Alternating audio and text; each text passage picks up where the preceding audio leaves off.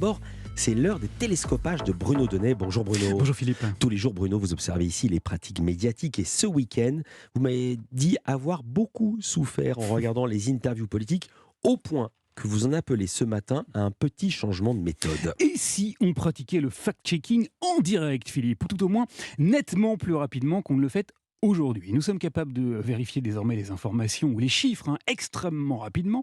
Seulement voilà, dans le cadre des interviews statutaires que pratiquent les grands médias, les politiques ne sont pratiquement jamais confrontés à leurs erreurs ou à leurs méconnaissances en direct et c'est fâcheux. Ce week-end, par exemple, j'en ai regardé deux. Samedi d'abord, j'ai écouté le président de la République, carrément, au 13h de TF1, évoquer l'impérieuse nécessité de reporter l'âge de départ à la retraite. Oui, nous devons faire cette réforme. Et je vais vous dire pourquoi. Parce que si on ne la fait pas, on laisse le système de retraite par répartition en danger. Une obligation qu'il a justifiée avec un argument massu. Toutes les études sérieuses le montrent. Toutes les études sérieuses le montrent. Alors c'est inexact, car le COR, qui est le Conseil d'orientation des retraites et qui travaille on ne peut plus sérieusement, a effectivement confirmé dans un rapport que le système par répartition risquait de se montrer déficitaire, mais il n'a jamais, absolument jamais, évoqué la nécessité d'une réforme et encore moins d'un report de l'âge légal, arguant du fait qu'il existait bien d'autres mécanismes de régulation envisageables. Manque de bol, personne sur TF1 ne nous l'a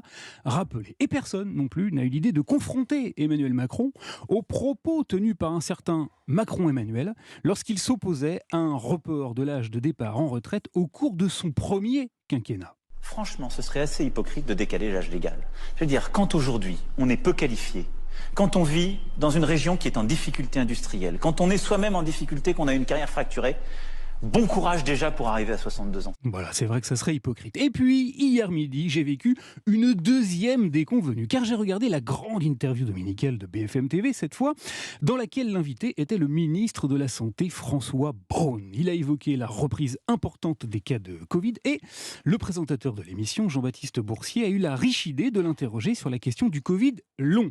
Est-ce que vous avez des chiffres d'ailleurs? Est-ce qu'on sait combien de Français sont touchés par le Covid long? Le ministre a un peu hésité et puis il lui a répondu ceci. Non, on ne sait pas précisément combien de Français sont touchés. Alors c'est inexact, car les associations de malades qui suivent les chiffres de près estiment que près de 2 millions de personnes sont concernées par cette affection dans notre pays. Mais le pompon, Philippe, ça a été cette petite déclaration-là. Mais c'est bien pour cela qu'on met des moyens importants sur la recherche, qu'elle soit clinique ou qu'elle soit aussi fondamentale, sur ce Covid long. Le gouvernement met des moyens importants pour financer la recherche. Alors que veut dire important?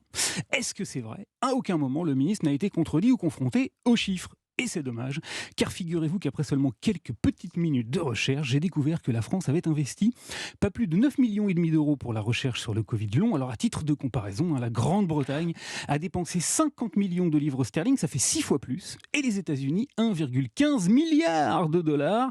Cette fois, ça fait 120 fois plus que la France, d'où mon envie, cher Philippe, d'allouer des moyens importants au fact-checking en direct, histoire de confronter enfin les responsables politiques à leurs inconséquences et de les sortir de leur zone de confort. Merci beaucoup Bruno Donnet, c'est le retour de la langue de bois, ça me rappelle Georges Marchais, il avait prédit une fois une élection que le PC allait faire un bon score. Alors il a dit mais c'est quoi un bon score? Il a dit c'est le meilleur score possible.